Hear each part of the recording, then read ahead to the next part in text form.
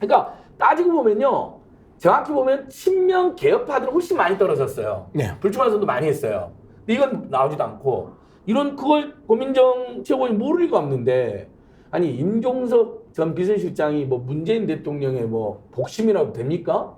만약에 그런 상징성이 있다 해도 그러니까 너도 모범을 보이자라고 이야기했어야죠. 처음부터 험지에 갔으면 아무 문제가 없었고 감동국제가 될 뻔했잖아요.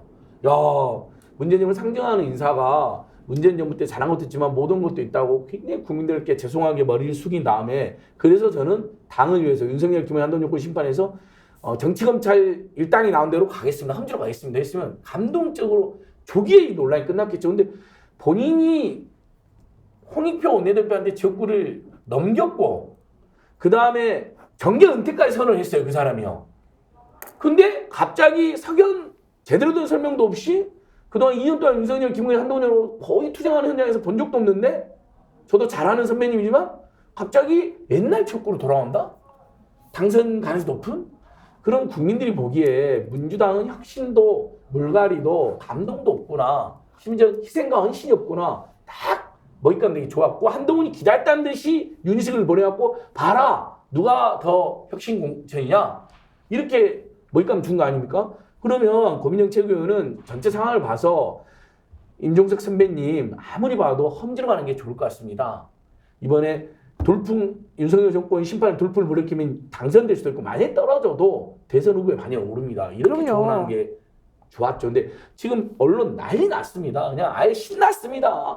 뭐 임종석 비명은 떨어뜨리고 전현희는 친명이니까 그 붙였다. 이것도 말이 안 돼요. 전현희 의원 친명도 아니에요. 전현희는 무슨 친명이에요? 전현희 의원이 여러분 문재인 정부에서 국민 권익위원장 하신 대표적인 친문인사죠. 장관급 공직자가 되는데 다만 이분은 윤석열, 김건희, 한동훈 정권을 투쟁에 앞장섰고 나는 그 사람들 심판 중이니까 어디라도 보내달라고 헌신적 희생적 자세를 보인 거예요. 그분은 사실은 종로 나오고 싶어가지고 종로에서 명함 돌리고 엄청나게 노력했는데 네. 종로에 안 된다고 해가지고 사실은 엄청나게 지금 이재명이 집행부에 화가 많이 나 있는 사람이에요.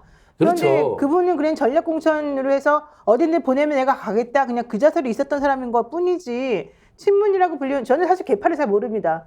제가 이 민주당 내부 사정을 잘 모를 뿐더러 민주당 내에서 누가 친문이고 누가 친명인지 모르는데 제가 정말 그걸 물어보고 싶어요. 친문이라고 불리는 사람도 그러면 어떠한 식으로 이번 선거에서 어떠한 자세로 내가 희생하겠다라고 해서 그 희생적인 정신을 한 번이라도 표현한 게 있는지 하나 한 거 있어요?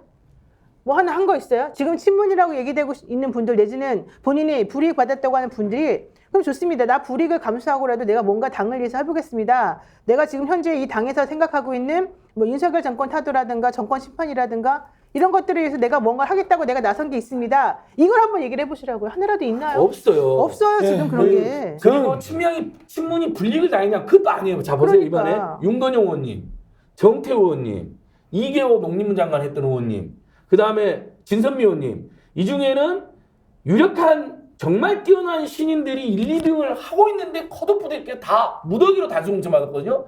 고민정 최고위원님 그건 문제의식 안 느껴지세요? 당신과 비슷한 청년들이나 당신도 신인이었을 때 고생 좀 했을 텐데 신인들이 무더기로 탈락했거든요. 친문 현역 의원이 단수 경선에서 그대로 한마디도 없이 아니 임종석 이분은 이미 3선도 했고요. 비서실장도 했고 누릴 것도 많이 누렸어요. 그리고 지난 2년간 제대로 윤석열, 김호영, 한동훈하고 싸운 현장에 가끔 페이스북에 글 올린 거 봤어요.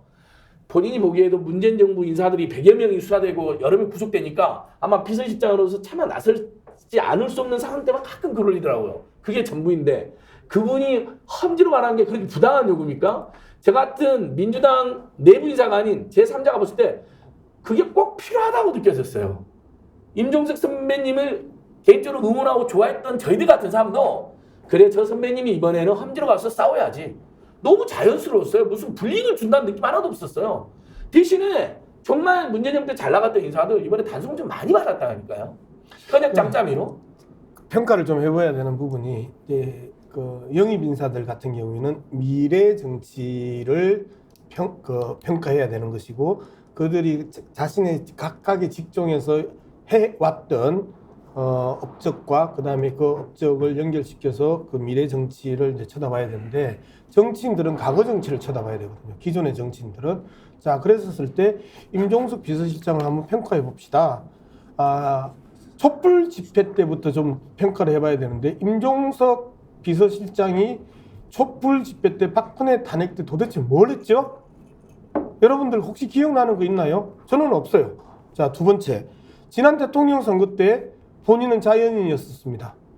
그런데 윤석열과 붙었을 때 임종석이 무슨 메시지를 낸 적 있나요? 함께 유세를 한 적 있나요? 거기에 기여한 게 있나요? 지방선거 때 임종석이 도대체 뭐 했죠? 기본적인 기여도, 당에 대한 기여도, 선거 각종 선거에 대한 기여도, 심지어 강서구청장 선거에서 임종석 콧배기라도 보였나요? 우리 당에서 셀럽 중에 셀럽이 임종석입니다. 그런 사람들이 각종 보궐선거에 한 번 콧배기라도 보였나요? 그런 것, 당에 대한 기여도 아무것도 없이 한양대 출신들끼리 주고받고 하는, 여기가 부동산이에요? 지역구가? 소유권이 있나요?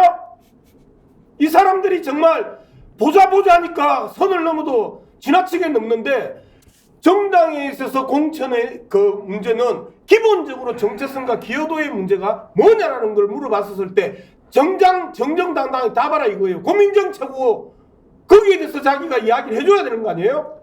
그러니까 왜 거기에 꼭 공천을 줘야 되는지, 그 당위성과 정당성을 이 민주당 집행부나 당원들이나 국민들에게 정확하게 설명을 해주고, 그게 타당하다 그러면 공천 주면 되는 거죠. 네. 근데 지금 그런 거에 대한 설명은 아무것도 없이 무조건 공천을 줘야 된다. 안 주면 나 여기 안 나간다. 안 주면 나 최고위원 그만둔다. 안 주면 너네들이 우리를 박해한 거다. 이 논리가 도대체 뭐냐는 거죠. 이해가 안 간다는 거죠. 고민정 최고위원이 저렇게 하면 본인이 몰랐을까요? 어떻게 역풍이 불 건지. 민주당의 알겠죠. 이재명 대표가 공천 과정에서 국민들이 중도층이 완전 민주당 엉망진창 개선판 됐네, 알고도 얘기했을 거 아니에요. 그러니까 더 나쁘죠. 이렇게 되면 완전히 당이 망가진다는 거. 예. 결국 국민들이 그동안 보내줬던 지지에 대해서 찬물을 끼얹는다는 거. 결국은 먹잇감을 던져준 것밖에 안 된다는 걸 알겠죠. 그걸 모르는 바보가 아니지 않습니까? 그동안 했던 여러 가지 것들이 있는데. 그럼에도 불구하고 그런 선택을 했다는 거는 공보다는 사적인 마음이 더 크다는 거잖아요. 결과적으로는 이 정권 하에서 총선이라고 하는 게 결국은 정권 심판으로 똘똘 뭉쳐서 이루어져야 된다는 게 아니라, 우리 계파들이 여기서 힘을 얻고, 어차피 이재명 대표 좀 있으면 물러나야 돼요. 당대표 임기 끝나잖아요. 그런데 그때 우리 국회의원들, 이 계파가 있는 이 국회의원들이 많이 들어가서 당을 장악해야 된다고 하는 생각밖에 없다는 것밖에 안 돼요. 그러니까 저는 그게 과연 옳으냐 하는 거예요. 근데 이재명 당대표가 다음에 또 출마해서 당대표 또 할 것이다, 막 이런 이야기 퍼뜨리는 사람들 있잖아요. 네. 아이고. 그게 실제 가능한 이야기예요? 현실적으로 아유, 불가능합니다. 그건 있을 수 없는 이제까지 일이죠. 당 대표가 연임한 적이 없어요. 그리고 그럴 마음도 실질적으로 그 우파 농객들이 계속 그 이야기를 하잖아요. 엄경영 따위들이 이제 그런 이야기들을 계속 해 오고 있고, 거기에 또 부하 내동하는 더불어민주당의 그 내부 총질러들이 그런 이야기를 갖다 계속 재생산시키고 있는데, 있을 수 없는 이야기예요.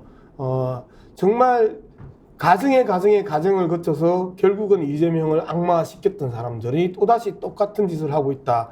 그리고 이재명을 죽여야 자기들이 산다고 생각하는 사람들이에요. 그리고 최대한 이재명에 대해서 흠집을 많이 내면 낼수록, 혹여 이번 선거가 끝나고 나서 윤석열 검사 독재 정권으로부터 작은 혜택이나 공기관 감사라도 하나 얻어 먹으려고 하는 이런 태도 아니냐. 저는 그렇게밖에 안 보이는 게 최근에 그 김영주, 이수진, 그 다음에 오늘 고민정 등의 행태다. 그리고 실질적으로 저는 더 깊게 고민을 합니다.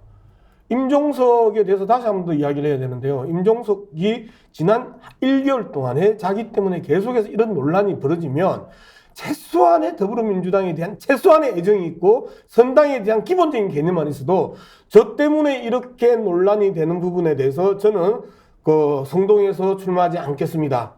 그리고 당에서 그 결정하는 대로 따르겠습니다라는 메시지 정도는 나왔어야죠. 스픽스는 말하는 언론입니다. 대세는 유튜브, 그중에서 스픽스.